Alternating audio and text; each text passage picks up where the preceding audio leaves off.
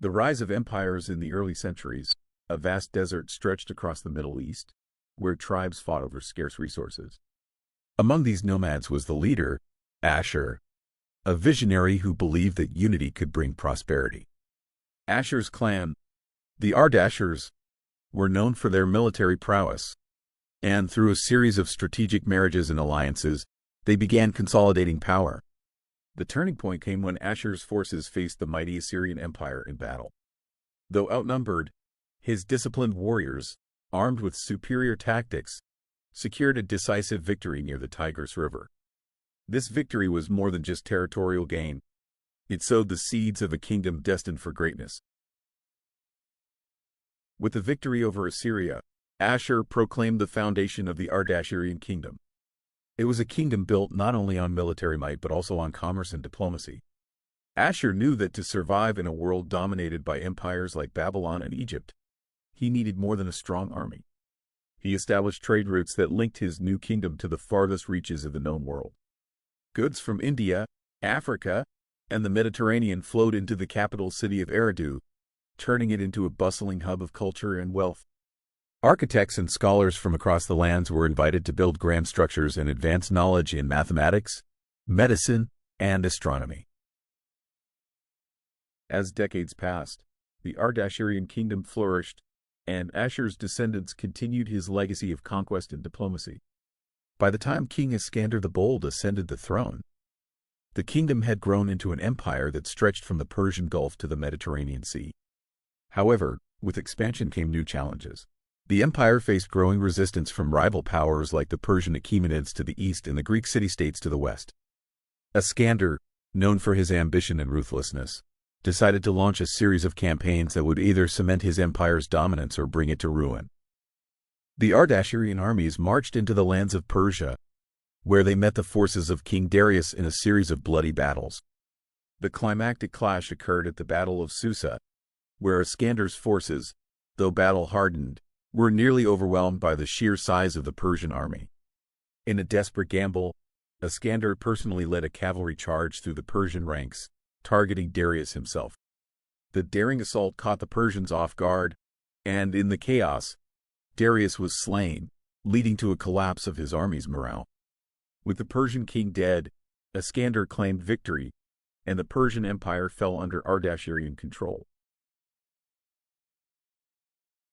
But Iskander's ambitions did not stop there. With Persia subdued, he turned his gaze toward Greece. Unlike Persia, Greece was not a single empire but a collection of fiercely independent city-states, each with its own rivalries and ambitions. Iskander hoped to exploit these divisions, but what he found instead was a coalition of Greek forces united under the leadership of the legendary general Leonidas of Sparta. The two armies clashed at the Battle of Thermopylae, a narrow pass where the Greeks held the advantage. For days, the Spartans, with their disciplined phalanxes, repelled wave after wave of Ardashirian soldiers. But Iskander was not one to accept defeat. Seeking an alternative strategy, Iskander sent a detachment of his best soldiers to scale the cliffs surrounding the pass under the cover of night. When dawn broke, the Spartans found themselves surrounded. Despite their legendary valor, they were no match for the overwhelming numbers of the Ardashirians. Leonidas himself fell in battle, and the remaining Greek forces were either captured or killed. With the fall of Greece, Iskander returned to Eridu in triumph, hailed as the greatest conqueror in the history of the Ardashirian Empire. However, the empire's rapid expansion came at a cost. The vast territories proved difficult to govern, and rebellions began to break out in the farthest provinces. Corruption spread within the ranks of the government, and Iskander, now growing old, found it increasingly difficult to maintain control. In a bid to secure his legacy, he named his son, Cyrus, as his successor and set about reforming the administration of the empire. But before he could see his reforms take effect, Iskander fell ill and died, leaving the empire in the hands of a young and inexperienced ruler.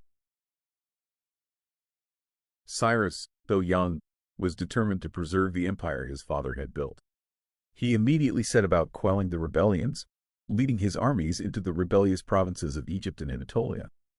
Through a combination of military strength and political concessions, Cyrus managed to stabilize the empire, but he knew that it would take more than force to maintain the loyalty of his subjects. He began a series of ambitious public works projects, constructing roads, aqueducts, and fortresses throughout the empire. His vision was not merely of an empire held together by conquest but by a shared culture and identity. The Ardashirian Empire, under Cyrus's leadership, entered a golden age of prosperity and cultural development. Scholars from across the empire gathered in Eridu to study philosophy, medicine, and the sciences. The arts flourished, with poets and musicians creating works that would be celebrated for centuries. However, even in times of peace, the shadow of war loomed. To the east, a new power was rising, the Maurya Empire of India. Cyrus, ever cautious, began preparing for the inevitable conflict, strengthening his borders and forging alliances with neighboring kingdoms.